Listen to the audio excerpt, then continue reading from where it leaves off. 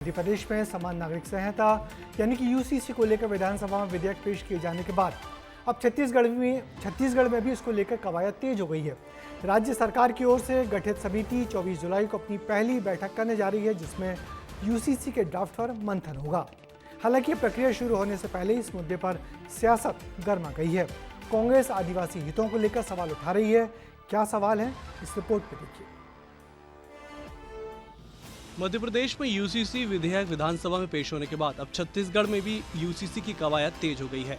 UCC draft को तैयार करने के लिए बनाई गई कमेटी की पहली बैठक 24 जुलाई को होने जा रही है, जिसकी अध्यक्षता सुप्रीम कोर्ट की पूर्व न्यायाधीश जस्टिस रंजना देसाई करेंगी, जिसमें उत्तराखंड के रिटायर्ड आईएएस शत्रुघ्न सिंह, छत्तीसगढ़ के रिटायर्ड आईएएस एम.के. राउत, वरिष्ठ अधिवक्ता मोहन पवार और रिटायर्ड प्राचार्य ज्योति रानी सिंह सदस्य हैं।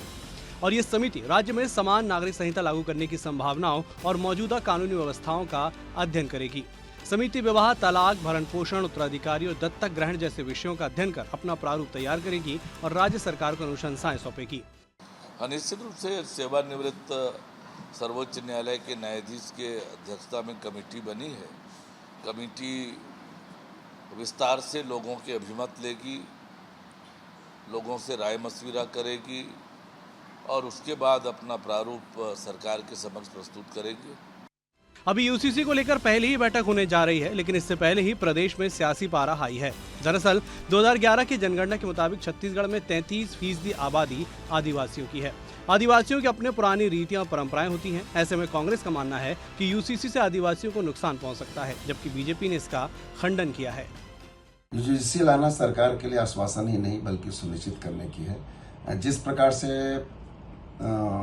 244 पेशा एक्ट 1996 है, वन अधिकार नियम 2006 है, साथ ही साथ जो आदिवासियों में परंपरागत रीति रिवाज, स्वशासन का संवैधानिक जो अधिकार है उसका संरक्षण प्राप्त हो। तो जो